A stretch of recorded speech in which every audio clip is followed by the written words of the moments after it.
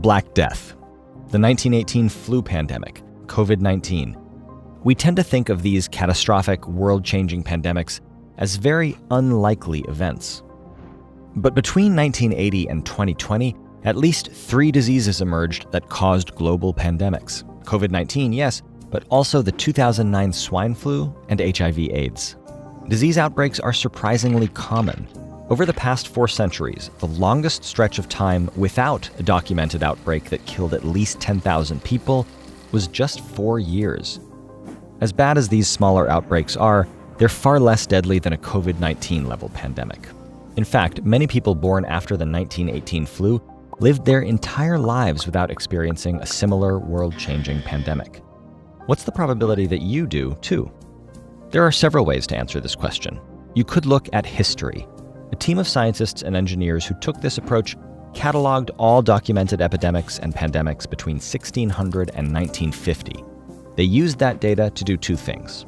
First, to graph the likelihood that an outbreak of any size pops up somewhere in the world over a set period of time. And second, to estimate the likelihood that that outbreak would get large enough to kill a certain percentage of the world's population. This graph shows that while huge pandemics are unlikely, they're not that unlikely. The team used these 2 distributions to estimate that the risk of a COVID-19 level pandemic is about 0.5% per year, and could be as high as 1.4% if new diseases emerge more frequently in the future. And we'll come back to those numbers, but first let's look at another way to estimate the likelihood of a future pandemic, modeling one from the ground up.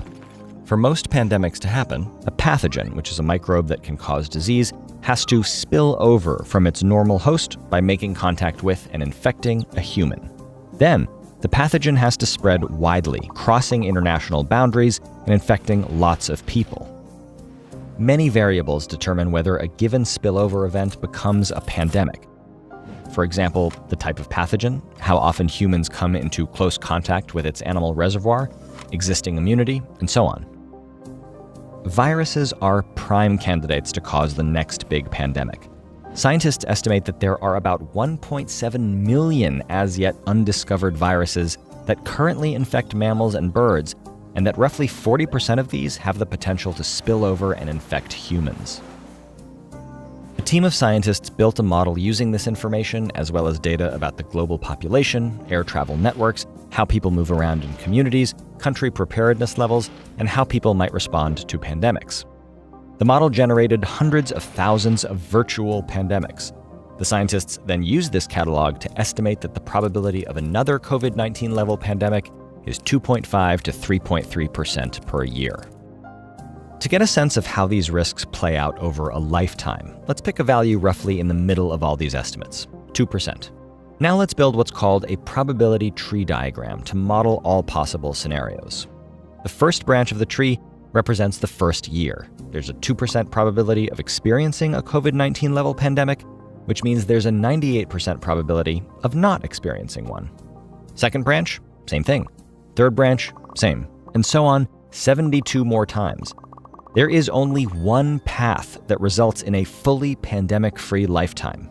98%, or 0.98, multiplied by itself 75 times, which comes out to roughly 22%.